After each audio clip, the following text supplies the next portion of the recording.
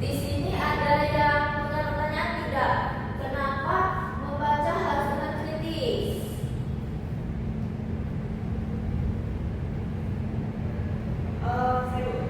Mengapa kalau kita itu membaca harus dengan kritis? Karena agar apa yang kita baca itu bisa kita pahami, kemudian kita terapkan dalam kehidupan sehari-hari. Ya, betul sekali. Membaca kritis itu sangat penting karena untuk menjaga konsentrasi kita.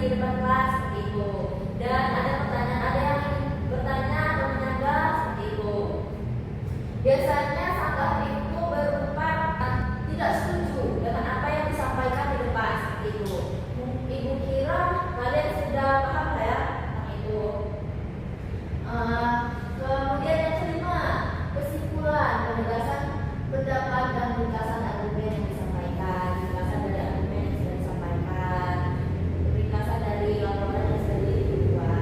Itu ya nak. Sampai sini bisa dipahami? Ina, kenapa nak? Takut nak? Tidak Ibu. Ya. Agar tidak mengantuk, boleh membantu ibu membacakan ciri-ciri teks argumen. Baik Ibu. Ciri-ciri teks argumen itu berisi pendapat atau klaim, didukung data, fakta, atau contoh. Bertujuan meyakinkan pembaca, menggunakan kata-kata logis, sebab akibat dan hubungan antar gagasan. Terkadang bersifat subjektif tapi logis. Ya, betul sekali. Nah, terima kasih Tina sudah dibacakan.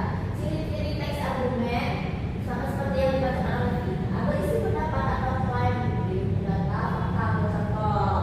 Berisikan pendapat, kemudian berdasarkan contoh dan fakta. Jika tidak berdasarkan contoh dan fakta, berarti bukan berisi pendapat, hanya ini saja seperti itu ya. Menggunakan kata-kata logis, sebab akibat dan hubungan antar gagasan terhadap bersifat subjektif tapi logis seperti itu. Kemudian langkah-langkah membaca kritis teks argumentasi ada 5 ya anak-anak. Yang pertama, identifikasi topik utama dan tesis. Kalian harus mengidentifikasi topik utama sebelum kalian menganalisis teks tersebut. Kemudian analisis alasan dan bukti. Kemudian sudah kalian identifikasi, kalian analisis berdasarkan bukti yang ada. Kemudian evaluasi logika argumentasi. Kalian mengevaluasi secara logika dan menggunakan argumen. Kemudian 4, cermati bahasa dan gaya. Kalian harus mencermati bahasa dan gaya yang digunakan pada analisis tersebut supaya tidak terjadi kekeliruan bahasa di analisis tersebut. Kemudian yang kelima, bandingkan dengan sumber lain. Kalian bisa membandingkan dengan sumber lain. Bisa analisis kalian kurang sempurna seperti itu. Kalian bandingkan, oh punya dia seperti ini gitu. Kalian bisa membandingkan dan kalian juga bisa apa ya bahasanya?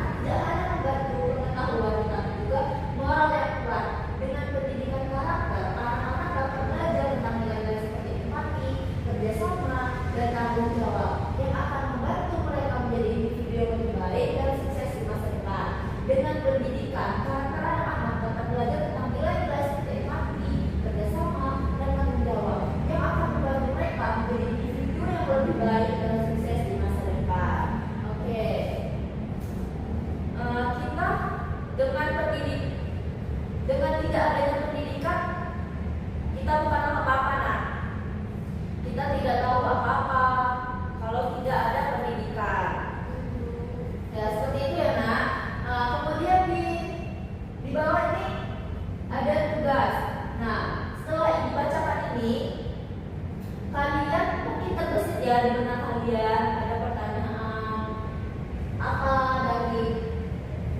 dari teks ini, apa pendapat penulis, kemudian apa alasan utama, apakah menurut kamu ini dibuat dan mengapa.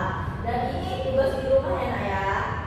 Setelah ibu bacakan ini, kalian ada tugas di rumah mengerjakan ini dengan sungguh-sungguh supaya menjadi bekal kalian di masa yang akan datang.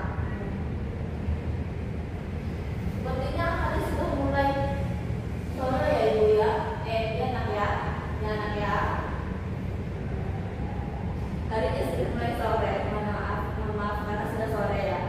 Jadi ibu rada ngeblend dikit. Ya, dari yang sudah ibu sampaikan tadi, ada yang bisa menyimpulkan atau merefleksikan tidak apa yang kalian dapat dari pembelajaran pada siang hari ini? Singkat saja nak. Ya, dia silakan. Jadi kesimpulan yang saya dapat untuk pembelajaran hari ini itu terkait teks argumentasi ya Bu. Ya. Tentang pendapat, alasan atau bukti. Kemudian ketika kita membaca secara kritis, kita itu harus bisa menganalisis isi teksnya, kemudian menilai logika dan kebenaran argumen serta mencermati biasnya. Kemudian kritis itu bukan berarti menolak, tapi memahami dengan lebih dalam dan objektif. Iya, baik, betul sekali. Terima kasih Dila. Untuk refleksinya pada pembelajaran kita siang hari ini, ya betul. Argumentasi itu adalah teks yang menyampaikan atau mengajak kita untuk membaca kritis. Karena membaca kritis itu sangat penting ya nak ya. Jangan lupa ditanamkan dalam kehidupan kalian sehari-hari. Mungkin itu saja ya nak ya para pembelajaran kita pada siang hari ini. Sampai sini ada yang kalian bingungkan atau ada pertanyaan? Risma? Ya nak, bentar lagi kita selesai ya nak ya. Risma sudah melihat jamnya.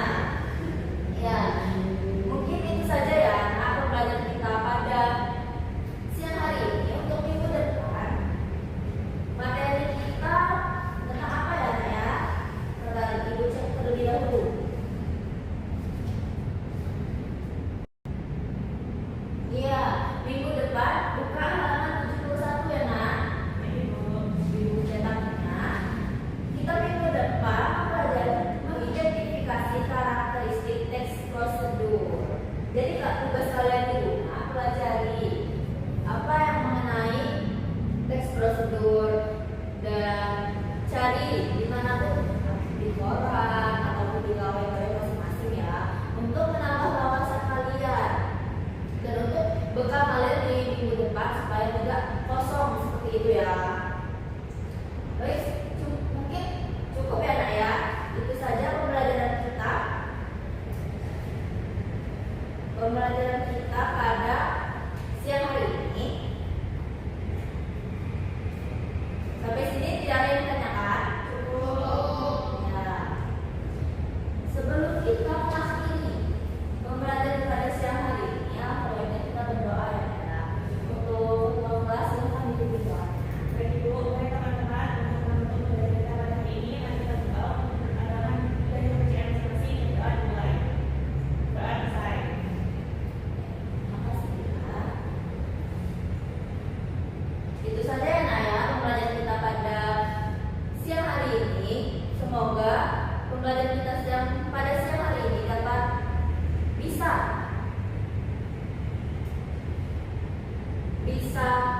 bisa bermanfaat untuk kalian di esok hari. Itu saja nak, Ibu akhiri. Jika ada salah kata atau kekeliruan bahasa, Ibu mohon maaf. Ibu akhiri. Wassalamualaikum warahmatullahi wabarakatuh. Waalaikumsalam warahmatullahi wabarakatuh. Kalian tetap semangat dan jangan lupa menjaga kesehatan ya nak ya.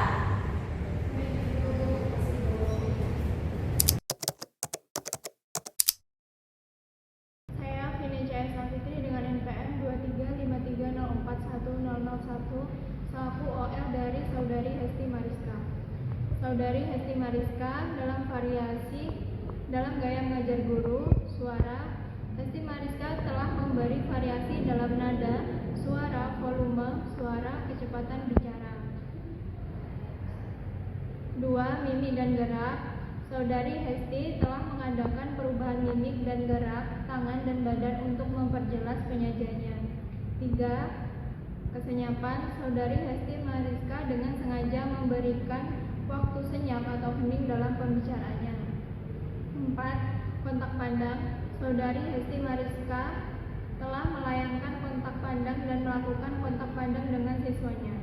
5. Perubahan posisi. Saudari Hesti Mariska menggunakan gerak dalam kelas untuk maksud yang berbeda-beda. 6. Memusatkan. Saudari Hesti Mariska telah memberikan tekanan pada butir-butir yang penting dari penyajiannya dengan menggunakan bahasa lisan. Variasi penggunaan media dan alat bantu pengajaran. Variasi visual. Saudari Hesti Mariska telah menggunakan alat bantu yang dapat dilihat seperti PowerPoint atau PPT. 8. Variasi aural. Saudari Hesti Mariska telah menggunakan berbagai suara langsung atau rekaman dalam pengajarannya. 9. Variasi alat bantu yang dapat dipegang dan dimanipulasi. Saudari Hesti Mariska tidak memberikan kesempatan kepada siswa memegang atau memanipulasi benda-benda atau alat bantu pengajaran. Variasi pola interaksi dan kegiatan 10 dan kegiatan siswa. Saudari Hesti Mariska tidak memperkenalkan perubahan dalam pola interaksi antara dia dengan siswa dan juga menganeka ragamkan kegiatan belajar siswa yang terlibat. Terima kasih.